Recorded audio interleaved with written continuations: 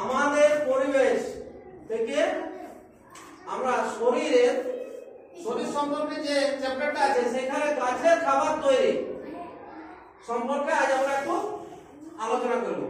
তাহলে প্রাণী থেকে আমরা বেশ কিছু খাবার পাই, এটা আমরা সবাই জানি। প্রাণী থেকে যেমন হাঁস মুরগি থেকে ডিম পাই, পুকুরে মাছ পাই, আবার হাঁস মুরগি ছাগল আমরা মাংস হিসাবে ব্যবহার করি। কিন্তু তাদের মূলে আছে কিন্তু এই উদ্ভিদরা, ওই প্রাণীগুলোর মূল আছে উদ্ভিদরা। কারণ কি না, তারা কি করে, তারা কেউ ঘাস খায়, হ্যাঁ, তাহলে যেমন গরু ছাগল বা ভেড়া এরা সব ওই উদ্ভিদ খাইয়ে বাঁচে থাকে। তাইলে আমরা কি বলতে পারি, উদ্ভিদরাই হচ্ছে আমাদের সব খাবারের উৎস। যত যা খাবার আছে সবের উৎস হচ্ছে উদ্ভিদ। তাহলে উদ্ভিদ এই খাবারটা কোথা থেকে পায় এটা তো আমরা এখন জানি না। তাহলে উদ্ভিদ খাবার কোথা থেকে পায়? উদ্ভিদের থেকে আমরা সব খাবার পাই, মানে শাক সবজি ফল মূল যাবতীয় আমরা উদ্ভিদ থেকে পাচ্ছি। তাহলে উদ্ভিদ কিভাবে খাদ্য তৈরি করে সেটা আমরা জানবো। তাহলে এখানে আমরা একটা গাছ দেখতে পাচ্ছি, হ্যাঁ, এর নিচে এখানে মাটি আছে, হ্যাঁ, আচ্ছা এখানে সূর্য আছে, তার থেকে তাপ আসছে। তাহলে উদ্ভিদ কিভাবে খাদ্য তৈরি করে না, উদ্ভিদ এই যে এখানে জল আর খনিজ লবণ আছে, এইখানে পাতায় আছে এই সবুজ অংশগুলো ক্লোরোফিল আছে, আর এইখানে এই যে সূর্যালোক থেকে, হ্যাঁ, এই সূর্যের থেকে আমরা আলোটা পাচ্ছি, এবং বায়ুমণ্ডল থেকে আরেকটা গ্যাস নেই, সেটার নাম হচ্ছে কার্বন ডাই অক্সাইড।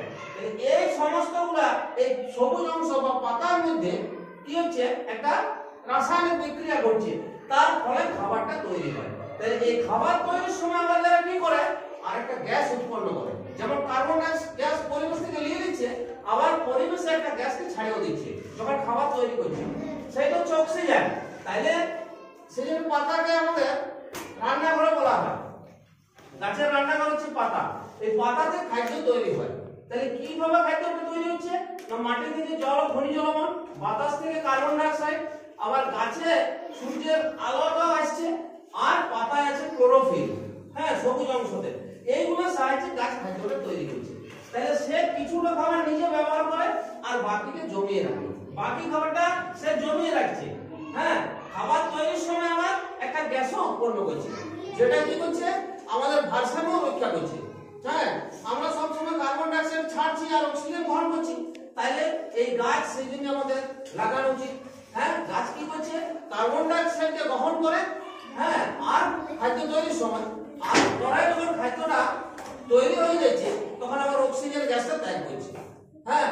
তাহলে এই অক্সিজেন গ্যাসটা উৎপন্ন হচ্ছে, আর একবার কি করছে, খাদ্য তৈরির সময় কার্বন ডাই অক্সাইড আবার কি গ্রহণ করছে। তাহলে এখানে আমাদের যে অক্সিজেনটা আমরা সবসময় শ্বাসকার্য হিসাবে, শ্বাসকার্যে আমাদের প্রয়োজন হচ্ছে জীবের, হ্যাঁ। তাহলে সেই অক্সিজেন কিন্তু আমাদের খাদ্য তৈরির সময়, হ্যাঁ, উৎপন্ন করছে। তাহলে সেটা আমাদের সুবিধা হচ্ছে এবং পরিবেশের ভারসাম্য রক্ষা